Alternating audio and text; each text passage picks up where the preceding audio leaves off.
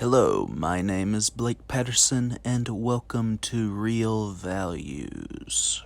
On this week's episode, I discuss Priscilla. One of the biggest problems in a discourse concerning any art form is how many viewers or listeners treat their favorite artist as godlike figures. In a basic sense, one can understand the leap if they consider the artist extraordinary talent, yet human beings are not saints. While the flaws vary in a spectrum, the human condition undermines and complicates any intention to paint an individual broadly as a hero. It is more egregious when people deny the flaws of those people in the pursuit of upholding a positive image.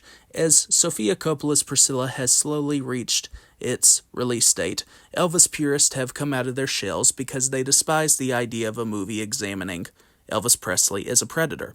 While the estate and numerous fans may suggest the film treats Presley as a monster, Coppola approaches Priscilla and Elvis humanely in this artfully authentic portrait by carefully detailing the behavioral nuances of their dysfunctional dynamic. Opening in a series of fragments with images of Priscilla's room, Coppola establishes the precisely calculated binary of bliss and isolation through the 14-year-old adolescent's banal life in Germany due to her father's military service, and how Priscilla will eventually feel the same emotions within the luxuriousness of Graceland. Coppola explores the initially hard-to-believe but palpable sense of idolization from Priscilla toward Elvis when she receives a party invitation and permission to attend a party.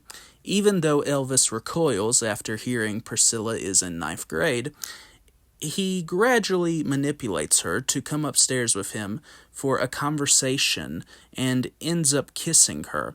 Falling for the man due to his charming appeal, Priscilla continues to see him and yearns for his affection when he is away for an extended period. Within this section, Coppola develops how this pattern would continue in the relationship between Priscilla and Elvis from Germany to Graceland. Due to the complex attention to behavioral dynamics by Coppola and her lead performers, Kaylee Spaney and Jacob Elordi, the audience feels and understands Priscilla's heartache and how Elvis acts against her in subtle and explosive ways. The required act of Priscilla having to dress up like a doll for Elvis is unnerving in its dehumanization as the fixed setup builds toward a quietly devastating moment when Priscilla must commit the routine before having her daughter, Lisa Marie.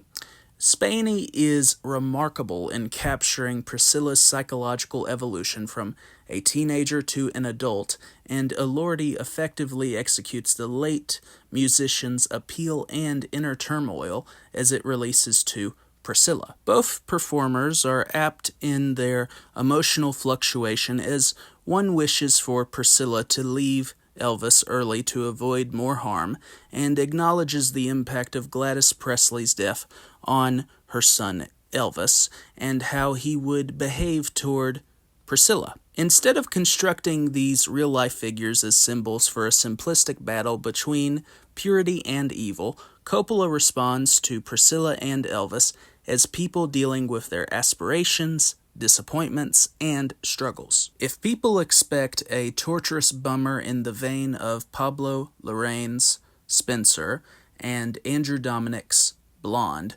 Coppola's adaptation of Presley's Elvis and Me is honest in its mixture of positive and negative experiences between Priscilla and Elvis.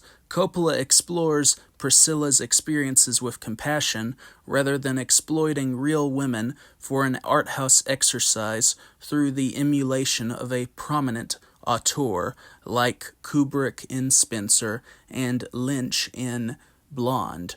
Though there are some similar elements between Priscilla and Spencer, Coppola corrects the notion of a woman within an idyllically structured prison through the careful consideration of what Priscilla witnesses and thinks may be happening with Elvis, and complements these segments with thematically significant music.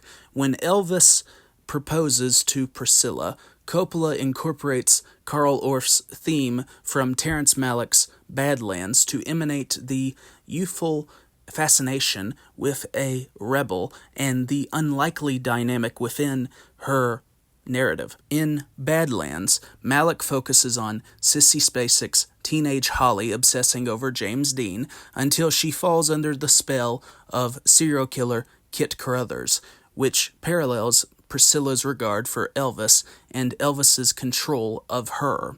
Beyond the impressive employment of music, Coppola is aesthetically inventive in her multimodal incorporation of John Huston's Beat the Devil and home videos to contribute to Priscilla's journey with Elvis when he is there. The scenes do not bring attention to themselves because Coppola delicately applies them within the rhythm of her telling.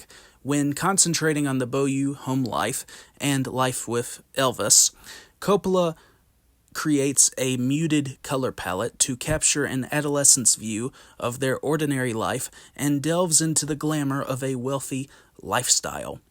Through this color-specific dichotomy, Coppola builds toward Priscilla's ultimate realization of the lush setting being unhealthy due to Elvis's maltreatment and how she can be happier away from this lifestyle.